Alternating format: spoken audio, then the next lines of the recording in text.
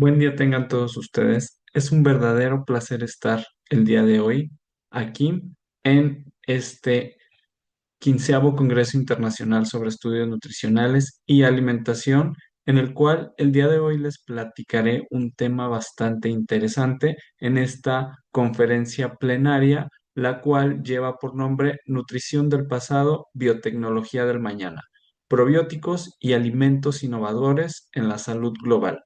Aquí abordaremos ahora sí que toda esta parte desde la alimentación ancestral hasta la pregunta que yo creo que nos estamos haciendo todos el día de hoy. ¿Qué nos depara el futuro acerca de la alimentación? Porque todos sabemos claramente que la alimentación es algo que va a persistir al menos hasta que la humanidad siga. Entonces, iniciando con la presentación, eh, mi nombre es Jesús Alonso Amezcua López. Yo tengo un doctorado en ciencias en procesos biotecnológicos y de formación soy ingeniero en alimentos y biotecnología. Actualmente colaboro como profesor investigador en el Centro Universitario UTEC y la Universidad de Guadalajara en México. Dentro de mis líneas de investigación en las cuales yo trabajo, es la biotecnología aplicada en la nutrición y la salud humana. También he participado en muchos congresos internacionales, dando difusión a los avances en biotecnología y sobre todo al área específicamente de lo que es la nutrición del recién nacido y del prematuro en estado crítico. Una vez dicho esto, inicio con mi ponencia, hablando desde estas épocas del pasado y yéndonos a la parte del futuro. Desde la antigüedad, el ser humano ha aprovechado los microorganismos mediante fermentaciones naturales, todo esto para conservar y mejorar los alimentos. Recordemos que desde la época de los egipcios, los microorganismos ya se empezaban a utilizar para la producción de la cerveza, la producción del pan, donde actualmente se han descubierto cepas ancestrales desde la época de los egipcios con las cuales ellos elaboraban el pan. Entonces, desde estos tiempos tan antiguos, la biotecnología ya tenía un punto tan importante en el desarrollo de la humanidad como era la transformación de productos para tener mejores alimentos. Hoy la ciencia estudia esos mismos procedimientos, sin embargo que cada vez tratamos más de mejorarlos con el objetivo de tener mejores productos y mejores servicios para que podamos llevar una vida más saludable. Desde el contexto global, de la parte de la investigación, ¿cuáles son los desafíos actuales que tenemos en cuanto a la nutrición y a la salud?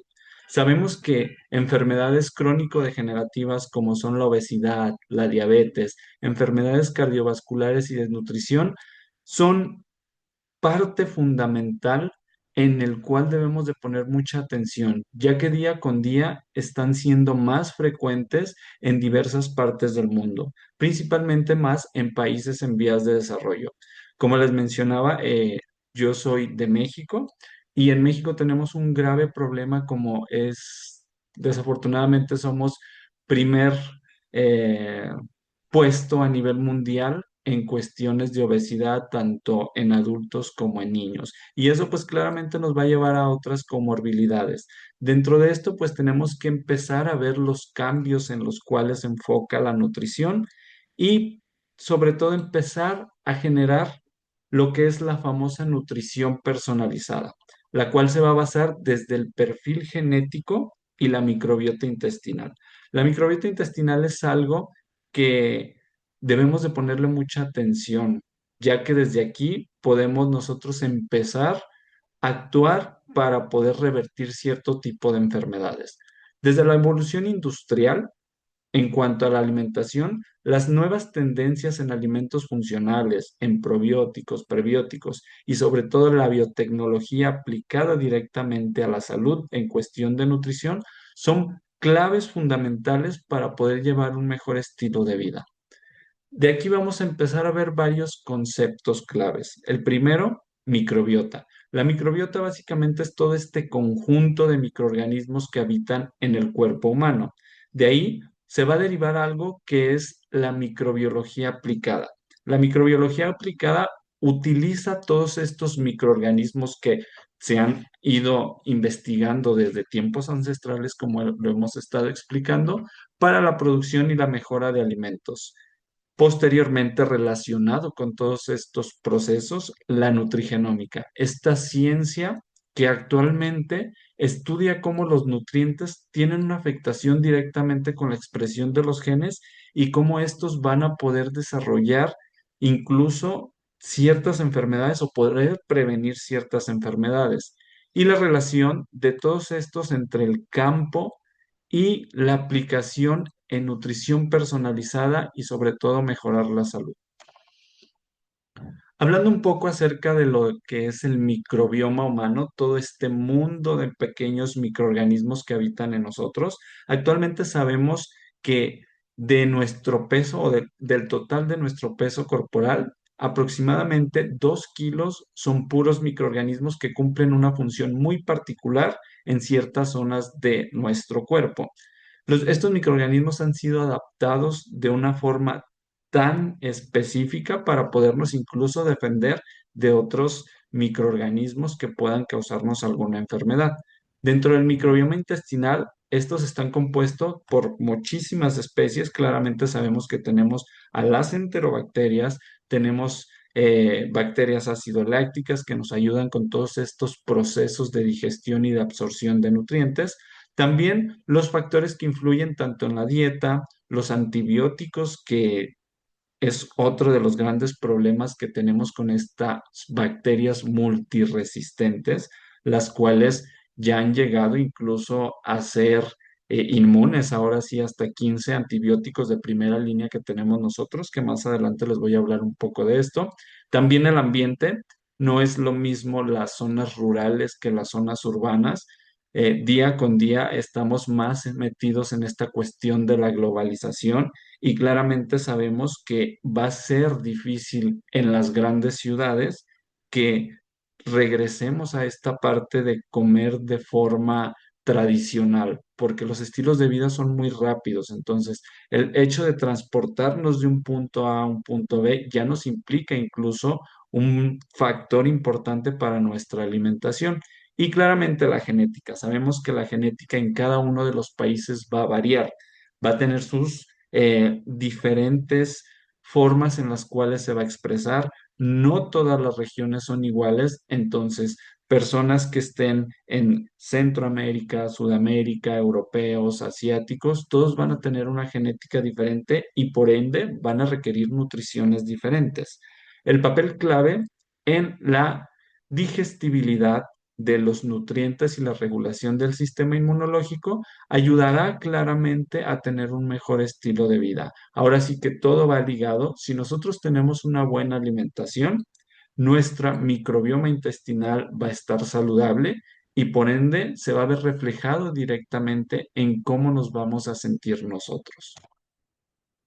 Desde el impacto que tiene la microbiología en principalmente toda esta rama que es la microbiota en la salud, tenemos la relación con enfermedades como la obesidad, la diabetes y enfermedades autoinmunes. En esta imagen que ustedes pueden observar, perdón, en esta imagen, ahí tenemos varios tipos de microorganismos. En el lado izquierdo vamos a tener a los leuconostoc, vamos a tener a los lactobacilos, vamos a tener todos estos agentes inmunológicos que nos van a ayudar a defendernos contra quién, contra estas otras bacterias que van a ser patógenas.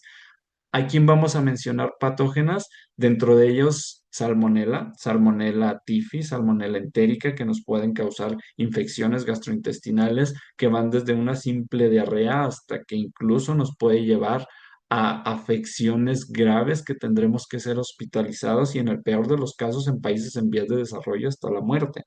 También todo lo que son estafilococos, que sabemos que los estafilococos son saprófitos propios de nuestro organismo, de la piel principalmente, pero como yo les mencionaba al principio, estos microorganismos tienen que estar presentes en ciertas zonas. Si se mueven de esas zonas es donde van a empezar los problemas. Y claramente tenemos un montón de microorganismos más, alrededor de 200 especies identificadas que pueden ser patógenas para el ser humano. Todo esto va a influir en la absorción de los nutrientes. ¿Cómo es que el hecho de que nosotros nos estemos alimentando va a haber una afectación directa o indirectamente en cómo nuestro cuerpo está aprovechando la comida que estamos nosotros adquiriendo? Y sobre todo el metabolismo de los fármacos. En esta parte del metabolismo de los fármacos, sí tenemos que empezar a tener una educación en cuanto al consumo de los antibióticos. No por el simple hecho de que nosotros nos sintamos mal del estómago quiere decir que es una diarrea infecciosa. Nuestro cuerpo reacciona y principalmente nuestro intestino reacciona por múltiples cosas. Nuestro intestino está conectado directamente en este eje intestino-cerebro. Desde como nosotros nos sintamos es como vamos a sentir nuestro estómago. De ahí que si nosotros nos asustamos, nos da diarrea, nos da vómito, toda esta parte tiene una relación muy directa. Dentro de ellos, pues vamos a tener un montón de conceptos multifactoriales por los cuales nosotros nos podemos llegar a sentir mal del estómago. Desde ahí van a venir ciertas afecciones que ya incluso llegan a ser genéticas, como es la enfermedad de Crohn, que es una patología que a la fecha no tiene cura, solamente tiene un tratamiento para que la persona pues pueda llevar un mejor estilo de vida. Sin embargo, pues la persona va a estar teniendo afecciones constantes como es la distensión abdominal. Otra de ellas, pues tenemos la colitis ulcerosa, en el cual pues ya es una complicación más grave. Y también la parte de la distensión abdominal, que esto es algo por la cual la mayoría de las personas al momento de que se distienden llegan a tomar antibióticos sin la necesidad de que se lleguen a necesitar. La diabetes tipo 2 al haber todos estos aumentos y todas estas desregularizaciones a nivel celular y a nivel pancreático, en el cual claramente sabemos que la glucosa no se está absorbiendo de forma correcta, en estudios que se han realizado en pacientes diabéticos se ha visto que sí tiene una afección directa en los microorganismos, que los microorganismos del intestino llegan a morir por estas variaciones, obviamente porque se cambian muchos factores a los cuales ellos ya están acostumbrados a sobrevivir. Otro de los puntos importantes que actualmente ha tenido mucho auge y que se tiene que tratar es todo esto relacionado con los desórdenes del sistema nervioso central.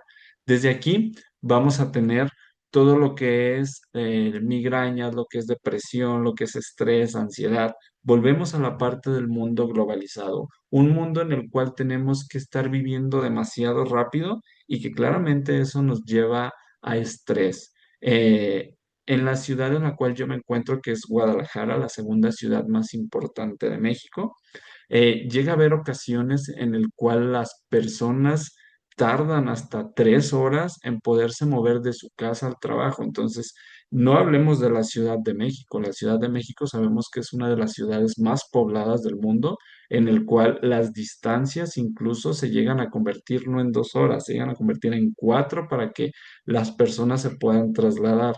Lo mismo va a pasar en otras ciudades del mundo que cada vez están más globalizadas, que cada vez están más pobladas, entonces todo esto sí va a tener una repercusión directa en la alimentación y por ende claramente en la absorción de los nutrientes.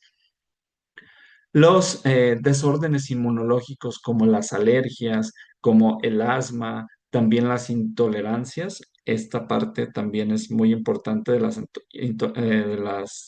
intolerancias porque luego muchas de las veces nosotros nos creamos esas intolerancias. Cuando nos las creamos, el ejemplo más claro, que nosotros tomamos leche pasteurizada normal y de repente empezamos a tomar leche deslactosada, sin necesitarla. Entonces, al momento de nosotros estar haciendo eso, nuestro cuerpo va a estar recibiendo señales muy particulares en las cuales debe de disminuir su producción de enzimas, la enzima lactasa, porque pues no las está necesitando. Otra de las afectaciones claves y silenciosas es la esteatopatitis no alcohólica, anteriormente llamada hígado graso no alcohólico, en el cual nosotros no vamos a ver una detonación hasta que el paciente nos empieza a sentir mal. Entonces, estas condiciones, nuevamente, es otra de las patologías que no tiene una cura, sino que tiene un control y sobre todo el paciente sí tiene que llevar un cambio de estilo de vida. Hacer cambios de estilo de vida es bastante complicado, pero sí es muy necesario. Los antibióticos, que por cualquier diarrea las personas toman antibióticos, deben de dejar de hacerlo. Hay que tomarlas única y específicamente cuando se detecte una infección por un patógeno. Si no es una infección porque tenemos diarreas mecánicas que nuestro cuerpo simple y sencillamente ese día no estaba en las condiciones adecuadas para recibir la carga de grasa que ustedes pusieron en ese alimento, pues van a tener una reacción mecánica y van a tener una diarrea mecánica, pero no quiere decir que tengan una infección. Las infecciones tienen que tratarse obviamente por un médico y entonces hasta ese momento tendrá que hacer la parte del antibiótico. La obesidad es un claro ejemplo de que hay cambios en en los microorganismos y todo lo que tiene que ver con las afecciones gastrointestinales. Dentro de las estrategias actuales para modificar la microbiota, vamos a tener el uso de probióticos, microorganismos que van a ser benéficos, los prebióticos, que va a ser el sustrato del microorganismo, ahora sí que si lo quieren ver desde este punto, va a ser la comida que va a recibir el probiótico. Y todos estos van a tener una relación que se llama simbiosis. La simbiosis es la combinación de ambos para que una vez que lleguen a nuestro tracto gastrointestinal, pues puedan sobrevivir y tengan una mejor fuente de alimentación. Realizar dietas ricas en fibras y alimentos fermentados, esto es muy importante, así como la reducción del consumo de ultraprocesados y azúcares refinados. Recordemos que en relación de las proporciones de comida, los alimentos ultraprocesados con los alimentos no procesados, en este caso, alimentos no procesados tienen que consumirse en un 70% de la dieta, alimentos ultraprocesados en un 30%. Y sabemos que esta relación no es así. La mayoría de las personas lo hacen al revés. Consumen 70% de ultraprocesados y 30% de no procesados. Entonces aquí es cuando nos vienen otras partes importantes, que va a ser el cáncer por el alto consumo de alimentos ultraprocesados. Hay algo que se caracteriza y que se llama la quermancia. En este caso, pues son todas estas bacterias intestinales que van a estar cumpliendo una función clave en la homeostasis del metabolismo. Dentro de ellos van a tener beneficios relacionados con la regulación del peso, la mejora de la barrera intestinal, todos estos intercambios tanto de nutrientes como de microorganismos que hace nuestro cuerpo y sobre todo la reducción de la inflamación. Si se empieza a tener un mejor estilo de vida, que claramente no todo es con la alimentación, vamos a hablar de que son muchos factores los que tienen que entrar relacionados para que nosotros podamos tener una buena salud digestiva. La relación con todas estas enfermedades, el potencial terapéutico, el uso de suplementos y desarrollo de nuevos tratamientos. A la fecha, estamos en una etapa en la cual la mayoría de las personas están optando por tomar suplementos alimenticios. No quiere decir que estos sean malos. Los suplementos alimenticios no son malos porque precisamente se crearon para complementar las partes que nos están haciendo falta en la nutrición. Sin embargo, toda esta tendencia de las proteínas en polvo que actualmente se utilizan en los gimnasios, pues se están utilizando de forma descontrolada y es donde también hay que empezar a poner las estrategias de cómo deben de implementarse. Existen alternativas incluso que ya han estado funcionando y que han estado implementándose cada vez más con pacientes, como son las terapias adyuvantes. Este estudio que yo les vengo a platicar un poquito fue un estudio que tanto mi grupo de investigación como yo realizamos, en el cual nosotros aislamos un Lactobacillus LH01 aislado de leche humana. En este caso, este microorganismo es capaz de reducir la carga microbiana de bacterias multiresistentes a ciertos antibióticos. Este lo hicimos nosotros en un caso clínico con una paciente con infección de vías urinarias recurrente, una paciente pediátrica, la cual nosotros le aislamos una E. coli resistente ya a 16 antibióticos, dentro de ellos a los antibióticos más fuertes. Entonces esta bebé constantemente tenía reinfección y reinfección por causa de esta E. coli. Entonces nosotros le desarrollamos toda una terapia adyuvante en la cual empezamos a implementar estos microorganismos, claramente microorganismos controlados, porque esta es otra de las partes importantes, que en pacientes con alguna patología sí tiene que haber una intervención minuciosa y detallada con los probióticos, principalmente para que no vayamos a causar una reacción adversa al paciente, sino que al contrario, lo que buscamos es curarlo. En este caso, ya dentro de los avances, sí se pudo realizar esta mejoría, ya que desapareció el fenotipo BLI de la E. coli, y entonces de ahí la paciente pudo empezar a tener mejorías para poderse empezar a tratar con otras líneas, y sobre todo que empezó a perder la resistencia a los antibióticos la E. coli.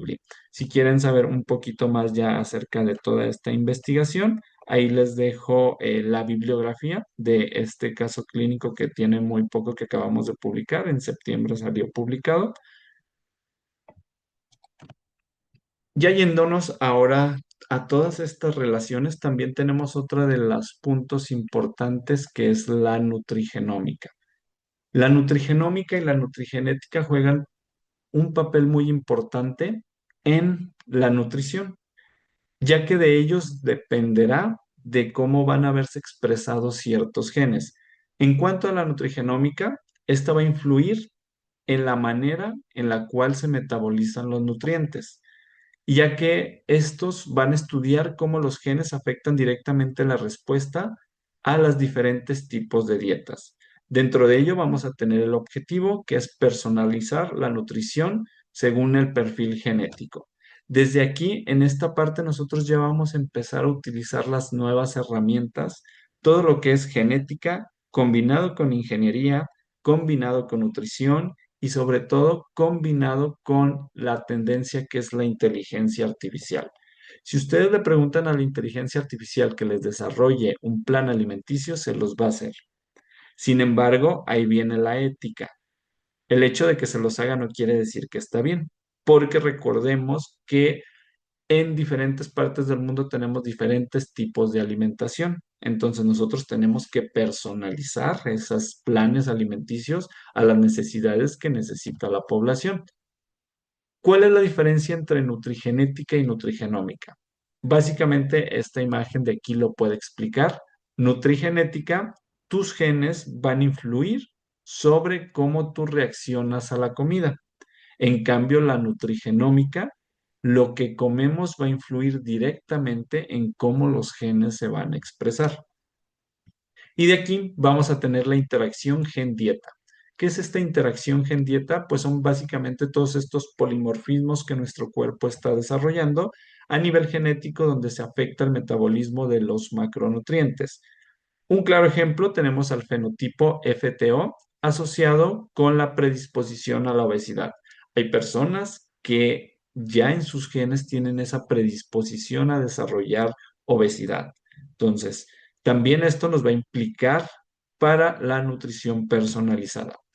Ahora, ¿qué debemos de hacer cuando nosotros nos estamos preguntando y queremos hacer un cambio de vida dentro de las indicaciones del test de nutrigenética? Pues primero hay que analizar cuáles son las intolerancias alimentarias, también los comportamientos adictivos que está comiendo esa persona, sí, en qué se basa, en alimentos frescos, en alimentos ultraprocesados, en carnes. Entonces, dependiendo de la dieta, ya se van a empezar a tomar decisiones ahí. También hay que analizar los riesgos de obesidad. ¿Cómo los vamos a analizar? Básicamente con los antecedentes heredofamiliares. Respuestas al ejercicio físico, que el ejercicio físico es fundamental para poder formar cualquier estilo de vida. Y claramente de aquí las respuestas a ciertas ingestas, dentro de ellas grasas monoinsaturadas, respuestas a la ingesta de triglicéridos y grasas saturadas, la ingesta también de carbohidratos y sobre todo el metabolismo de las vitaminas. Dentro de estos ejemplos de cómo es que está funcionando la nutrigenómica, analizamos cómo los nutrientes van a afectar entonces a los genes. Aquí, los ácidos grasos omega 3 que los podemos encontrar en muchos de los peces, dentro de ellos el atún, pueden regular genes relacionados con la inflamación, entonces para ellos son benéficos. Sin embargo, no podemos dar una dieta única y exclusivamente con este tipo de peces, porque recordemos que entre más grande sea un pez, pues más cantidad de metales pesados va a tener. Y esto pues ya está comprobado nuevamente por información científica. Y sabemos que dietas altas en omega 3 disminuyen los marcadores inflamatorios. Entonces, para aquí es donde sí vamos a empezar nosotros a utilizar todo lo que son esta parte de la suplementación. Otro de los puntos importantes es el genoma humano. El genoma humano ya está completamente descifrado, se sabe cómo funciona, que es el conjunto de ADN contenido en nuestras células, el cual lleva toda nuestra información desde el color de nuestra piel, ojos, cabello, y que esto también va a llevar la información clave hacia qué patologías podemos desarrollar en un futuro. Dentro de ellos, pues va a estar toda la tecnología genética aplicada a la nutrición, principalmente el control y la prevención de enfermedades. Las nuevas tendencias en nutrición son eso, no curar, prevenir, prevenir y controlar las enfermedades que ya están. Entonces, sabemos que hay muchas enfermedades que a la fecha no tienen cura, pero lo que tratamos de hacer con esos pacientes es que cada vez tengan un mejor estilo de vida. Y de aquí viene la importancia. Principalmente hay que conocer detalladamente la patología. No es lo mismo tratar con un cáncer que apenas está iniciando a tratar con un cáncer en etapa 2, en etapa 3 o incluso ya un cáncer terminal con metástasis. Entonces, es aquí donde debemos de empezar a ver en qué panorama nos estamos encontrando. Conocer claramente la sintomatología y la relación con la enfermedad, identificar genes implicados, que ya hay todo un banco de genes en los cuales nosotros podemos acceder para ver cuáles genes son los que están implicados con determinada patología y la relación entre nutrición y gen implicado. Evaluar la predisposición genética a las enfermedades. Nuevamente, vámonos a antecedentes heredofamiliares. Si nuestros abuelos, nuestros papás tienen una determinada enfermedad como diabetes tipo 2, entonces nuestra generación pues tiene una alta prevalencia de poder desarrollar esta enfermedad y por lo tal la persona se tiene que cuidar antes de que detone la enfermedad y también personalizar una interacción alimenticia para prevenir, mejorar o, en el mejor de los casos, curar ciertas enfermedades. Los avances tecnológicos, la secuenciación del ADN, que también entra dentro de esta parte de aquí, y la identificación de los polimorfismos de un solo nucleótido. Aquí algunos de los ejemplos que actualmente se están utilizando, pues es en enfermedades metabólicas relacionadas con el gen FOT y los riesgos de obesidad, dietas personalizadas para prevenir diabetes tipo 2, enfermedades cardiovasculares como son los polimorfismos con el gen ApoE asociado con el manejo de lípidos, la intervención dietética para reducir riesgos cardiovasculares, que en este caso en personas que ya tienen esta predisposición, pues empezarles a generar este hábito por comer bien. Y sobre todo las enfermedades crónicas y el cáncer, que el cáncer, esto es una enfermedad que nos afecta a todos los países y que todos los países debemos de estar unidos para cada vez generar mejores respuestas ante el cáncer y sobre todo darles una mejor calidad de vida a nuestros pacientes. ¿Cuáles van a ser las perspectivas a futuro y los retos en cuanto a la nutrición personalizada dentro de los avances que se esperan en un futuro ya no muy lejano? Porque toda esta parte de la inteligencia artificial pues es algo que llegó para quedarse. No es algo que vamos a poder quitar, sino que tenemos que aprender a trabajar de la mano de la inteligencia artificial, ¿sí? Todo esto integrando los análisis de datos genéticos y nutricionales. Dentro de la parte que también hago, pues yo también soy maestro, entonces tanto formo nutriólogos como ingenieros en alimentos. Y lo que hago yo es que ellos aprendan a programar la inteligencia artificial para que puedan tener mejores resultados cada vez. Y creo que esto es lo que se debe de hacer, aprender a utilizar la inteligencia artificial desde una parte ética. Desarrollo de dietas inteligentes basadas en evidencias, el microbioma y la genética.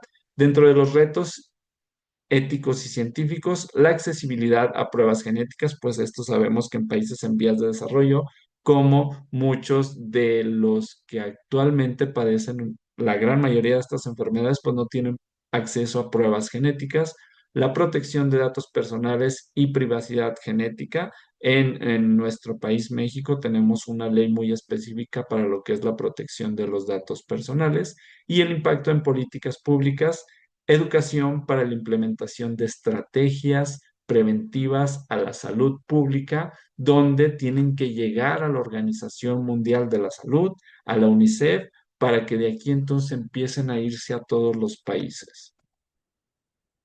¿Cuáles son las innovaciones en la industria alimenticia y qué es lo que nos espera en un futuro próximo? Dentro de ellos vamos a tener a la tecnología de los procesos. La tecnología de procesos es algo que constantemente está revolucionándose, principalmente para ofrecer mejores productos. La biotecnología aplicada trata de que los procesos sean cada vez menos agresivos para conservar el alimento en su estado natural. ¿A qué me refiero con su estado natural?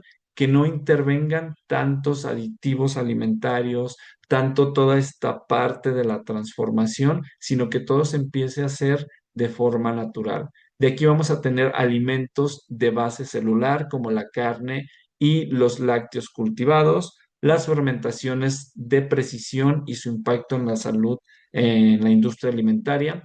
Todo esto con el objetivo de que se empiecen a seleccionar ciertos microorganismos, como fue el caso de lo que nosotros hicimos, para que ya vayan destinados a una función muy particular.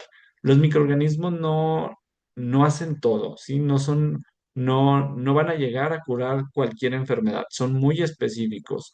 Hagan de cuenta que el lactobacilo y todos estos probióticos llevaron una especialidad muy particular, entonces cada uno de ellos va a servir para una. En el caso del Lactobacillus hay muchísimos Lactobacillus, pero hay algunos que solo funcionan para ciertas funciones muy particulares, aunque sean mismos Lactobacillus. Tenemos también la parte de la tecnología, la esferificación de alimentos, todo lo que es la parte de la cocina molecular, la encapsulación de compuestos bioactivos que pueden ser muy sensibles para poderlos proteger y puedan llegar con mayor facilidad y con una mayor efectividad a ciertas zonas de nuestro cuerpo. El secado por aspersión y nuevas técnicas de conservación, que de aquí es donde también nosotros realizamos una investigación que logramos hacer el proceso de producción para transformar la leche humana en polvo, en el cual nosotros contamos con esta patente y somos los pioneros a nivel mundial en el desarrollar toda esta técnica ya completamente controlada, evidenciada y sobre todo donde ya nosotros la hemos probado con algunos pacientes y que también ya hemos realizado y publicado diversos casos clínicos. Los envasados inteligentes y la biodegradación para la industria alimentaria es otra parte importante. No quiere decir que no hay alimentos. Alimentos hay, pero están mal distribuidos. Hay demasiados alimentos que se echan a perder y que no llegan a sus consumidores finales. Entonces, la distribución de los alimentos es un reto mundial que sí debemos de empezar a enfocarnos para ver qué podemos hacer con esta parte de la distribución de alimentos. La sostenibilidad y el medio ambiente, nuestro planeta cada vez nos cobra más y más la factura sobre todo lo que es cambios climáticos que estamos haciendo y que es fundamental tratar de evitarlos. Por eso esta parte importante de la Agenda 2030 donde habla de todo lo que son los alimentos sostenibles, alternativas basadas en plantas e insectos, todo lo que es la parte del Unsummplanting de la industria alimentaria, la revolución de subproductos, donde ahora sí que se trata de que no se desperdicie nada, sino que los desechos de una producción de alimentos se puedan transformar en otras cuestiones. A lo mejor no necesariamente en alimentos, pero sí en otros subproductos. El uso de microalgas y hongos como fuentes de proteína alternativa para todos esos lugares que son difíciles de producir o de tener grandes extensiones de ganado, así como la producción de alimentos con huella de carbono reducida, la salud nutricional, que es un punto importante y que tiene 5 etapas fundamentales. Dentro de esas 5 etapas fundamentales es tener una buena salud mental, ¿sí? Si no se tiene una buena salud mental, pues desde ahí vamos a empezar a tener afectaciones. Otro punto importante, dormir bien. Dormir bien quiere decir que tenemos que dormir entre 7 y 8 horas. Después de eso, una alimentación correcta y balanceada en el cual nosotros apliquemos diferentes tipos de alimentos, no uno muy en particular. La actividad física sí o sí es fundamental. Y la otra parte, nuestro estado de salud.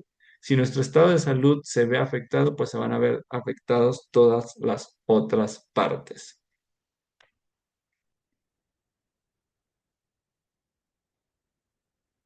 Otro de los retos que se tienen actualmente es la digitalización e industria 4.0. Se viene toda esta parte de la inteligencia artificial y los alimentos impresos por ya ahora sí todas estas nuevas tecnologías, los blackjacking en la industria alimentaria, la trazabilidad y la seguridad, todo lo que tiene que ver con cuestiones de inocuidad, todo lo que tiene que ver con soberanía alimentaria, la impresión en 3D de estos alimentos y sobre todo el Big Data y el Machine Learning en la producción de alimentos, la regulación y nuevos modelos de negocios, fundamental tener normativas y desafíos en los alimentos de las nuevas generaciones. Si se van a estar aplicando, recordemos que todo eso se tiene que estar controlando. ¿Para qué? Para prevenir futuras enfermedades a causa de estos nuevos avances. Los startups alimentarias en los modelos de negocio y la financiación, las estrategias de marketing para la producción de alimentos innovadores, así como la comercialización de alimentos innovadores y que todos estos pues tengan un caso de éxito. El objetivo es poder llegar a donde estén las personas en cualquier parte del mundo con estas tecnologías de los alimentos. Aquí un poco de esta nueva tecnología que es el secado por aspersión, que les mencioné hace un poco sobre la leche materna, que va dirigido específicamente a bebés vulnerables.